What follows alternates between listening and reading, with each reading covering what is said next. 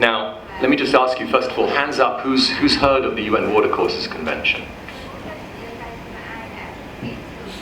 Not many, a small minority, okay. Well, to do justice to the convention would obviously take a long time. So I'm going to give you the short version. And I can also share with you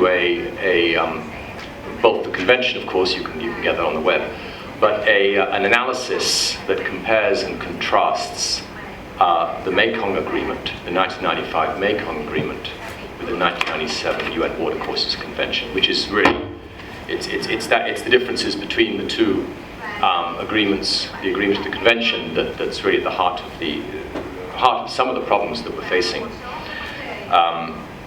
It's probably, I'll send around the web link. We actually have a 50-page analysis, which, unless you're a lawyer, is extremely hard going. So we've sort of summarized into 20 pages. Actually, I think more like 10 or 12 pages. So for those who are interested, I'll send around the link. So the UN Watercourses Convention was approved by the UN General Assembly in 1997. It then took 17 years to be ratified. And ratification came last August when Vietnam became the 35th country to ratify the convention, which it did in May of last year. So basically, thanks to Vietnam, the Watercourses Convention is now in effect. There are many reasons why it took so long to move from approval by the General Assembly to its coming into force. One reason is that, unlike many other conventions, such as the CBD, for example, the Convention on Biological Diversity, it doesn't have a secretariat. There was also arguably a sort of convention fatigue. So many conventions were being prepared and being signed that were sort of sucking up, sort of time and resources, that the Watercourses Convention was sort of the ugly duckling. It wasn't loved very much. No one really took care of it. But I think that is certainly starting to change. Basically, the Watercourses Convention it provides the international rules, internationally recognized, or the gold standard for international water law. It provides the rules of the game. And it was specifically written to complement existing river basin agreements, such as the Mekong Agreement. In other words, a lot of the language is fairly broad, it's fairly generic, it's not very prescriptive, but it is comprehensive. And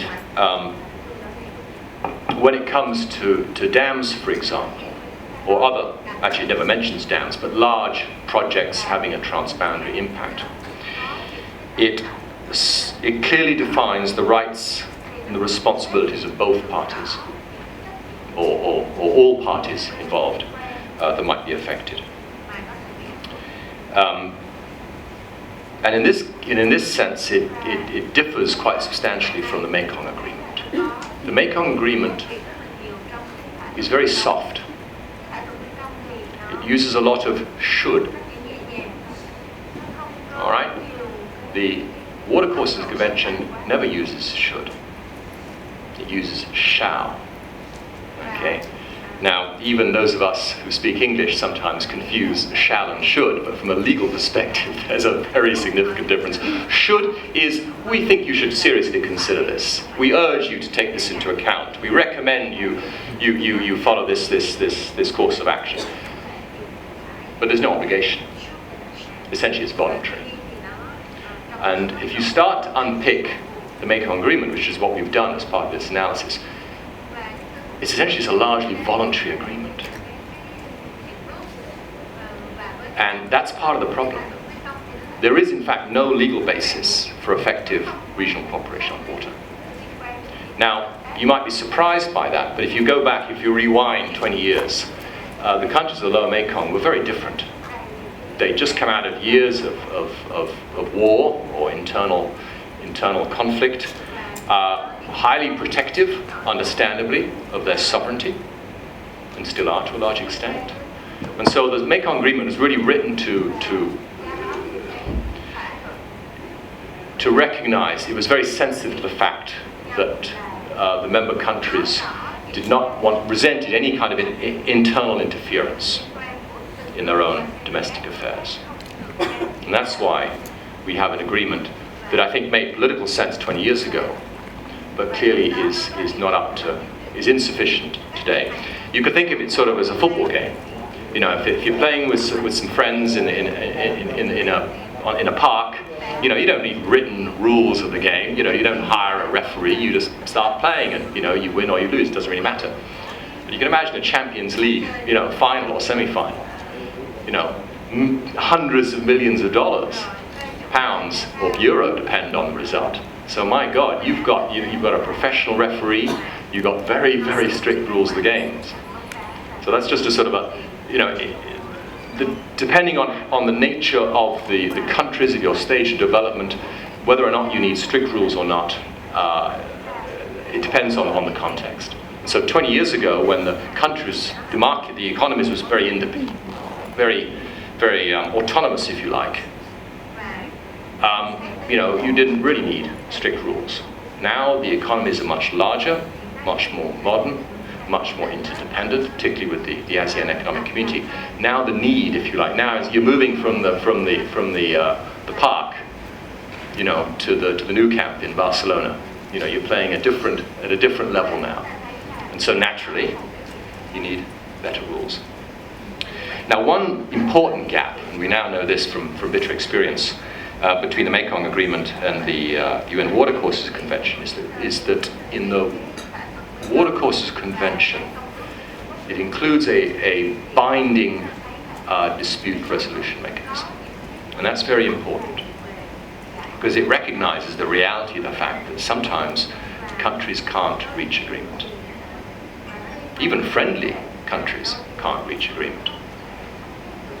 For example, over the last 10, 15 years, France and Switzerland have taken cases all the way to the International Court of Justice in The Hague.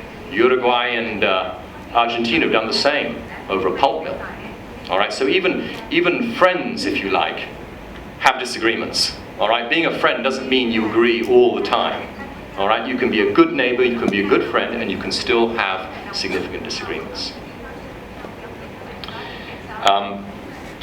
So, in basically the UN Watercourses Convention, you can read the convention, or you can look at the comparative analysis that we've completed. It has a very clear set of steps. There is a 6-month sort of period of consultation. If that's insufficient, there is another 6 months. If that is insufficient, there is an independent fact-finding mission. And ultimately, a case can be referred to the International Court of Justice. It could be referred to another third-party independent arbiter, but the International Court of Justice is an important option. And this is a feature, incidentally, in many of the longest living watercourse agreements. For example, the Indus Treaty, which was signed in 1961, I think, between India and Pakistan, that governs use of the Indus water. Now that's stood the test of time despite 4 major wars.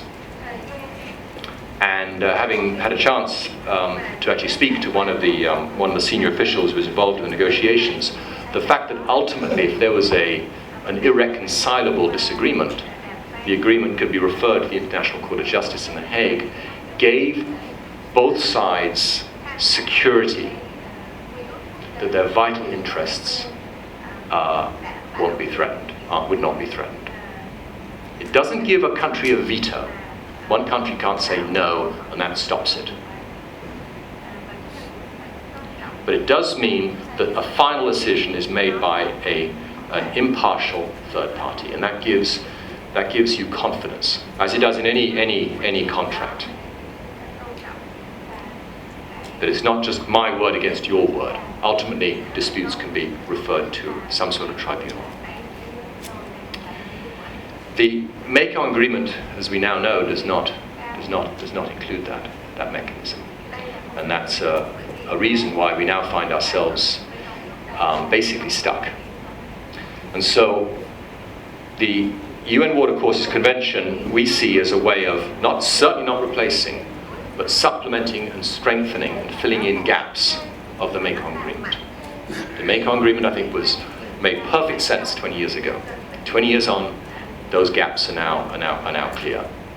And this, I expect, is one reason why Vietnam was keen to ratify.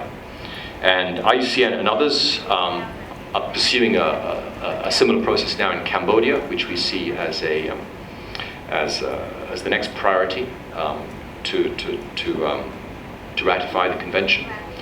We've had several training workshops with the National Assembly in Phnom Penh, with the Cambodian National Mekong Committee, and there is clearly strong interest. There is, frankly, also a little bit of suspicion. Those of you who work in both countries know that sometimes, if Vietnam has been seen to ratify something or prove something, that the initial feeling is, why did they do that? Is that necessarily good for Cambodia? So we've been emphasizing very much the win-win opportunities. The results of the Mekong Delta study, I think Richard and I were at the first public presentation in Phnom Penh last week. Lastly, and this is speculative, this has not really been thought through, I'm sort of thinking aloud. What can one offer Laos? Laos has, it needs, quite rightly, it sees hydropower development as the mainstay of its economic growth. And that's the reality, and we should, as we all do, I think we recognize and we respect that. The question is not dams or no dams, the question is which dams and where. Now, in a discussion with a former CEO of the Mekong River Commission, he said, one of the, I guess this was in the sort of late 90s, early 2000s, he said one of the mistakes that the donors, particularly European donors, made clear is that it was very reluctant for the MRC to play a leading role in hydropower development. And as a result, he said, these decisions were basically pushed under the table. They were pushed back into the countries, and perhaps not even into the countries, into the individual river basins. And you now have what is best described as sort of an anarchy. And this I think is best shown by the Lower Sessan-2.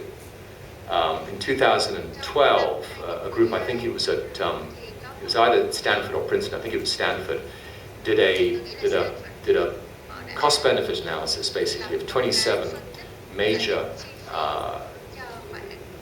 tributary dams, 27 that were either underway or about to, or being built or likely to be built.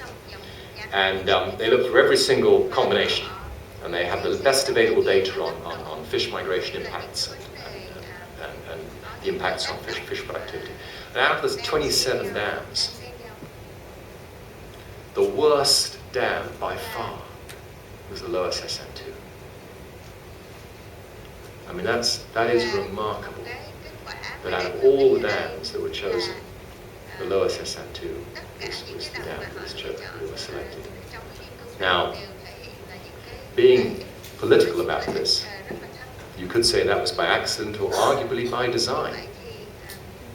Are these business deals or are these essentially policy instruments?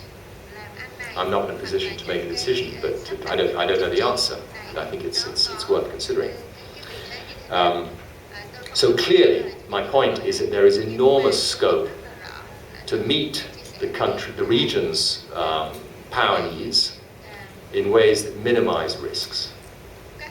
There is no reason to choose the riskiest dams.